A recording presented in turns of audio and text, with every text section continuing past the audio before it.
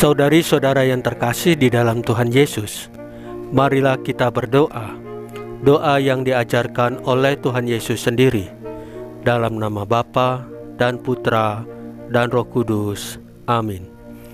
Bapa kami yang ada di surga, dimuliakanlah namamu, datanglah kerajaanmu, dan jadilah kehendak-Mu di atas bumi seperti di dalam surga.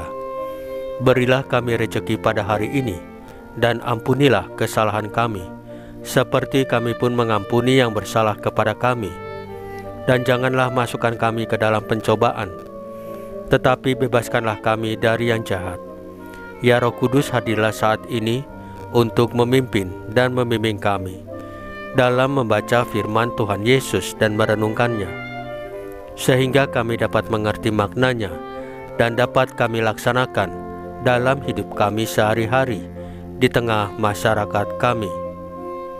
Pembacaan Injil Matius bab 5 ayat 17 sampai dengan ayat 19. Aku menggenapinya. Dalam khotbah di bukit, Yesus berkata, "Janganlah kamu menyangka bahwa aku datang untuk meniadakan hukum Taurat atau kitab para nabi. Aku datang bukan untuk meniadakannya, melainkan untuk menggenapinya. Karena aku berkata kepadamu, sesungguhnya selama belum lenyap langit dan bumi ini, satu iota atau satu titik pun tidak akan ditiadakan dari hukum Taurat sebelum semuanya terjadi. Karena itu siapa yang meniadakan salah satu perintah hukum Taurat, sekalipun yang paling kecil, dan mengajarkannya demikian kepada orang lain, ia akan menduduki tempat yang paling rendah di dalam kerajaan surga.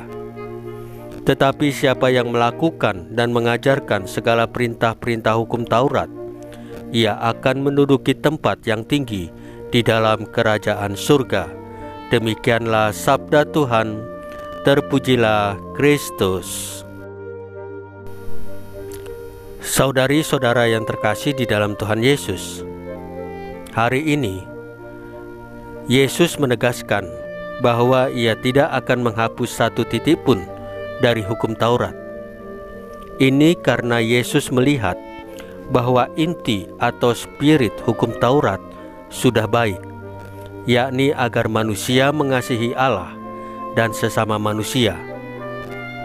Bagaimana spirit ini mau dilaksanakan dalam praktek, tentu perlu penafsiran, dan penafsiran sangat tergantung pada konteks atau kondisi di lapangan.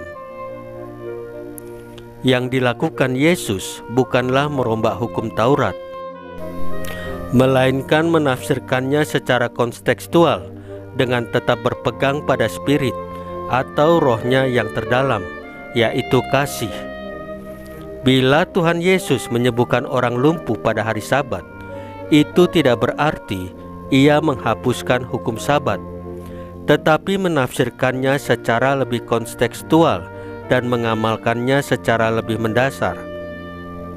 Tuhan Yesus mengutamakan roh dari hukum itu sendiri, sebab hukum yang tertulis mematikan, tetapi roh menghidupkan. Saudari-saudara yang terkasih di dalam Tuhan Yesus, marilah kita berdoa. Ya Tuhan Yesus, ajarlah kami memahami dan mentaati hukum cinta kasih-Mu. Salam Maria, penuh rahmat, Tuhan sertamu.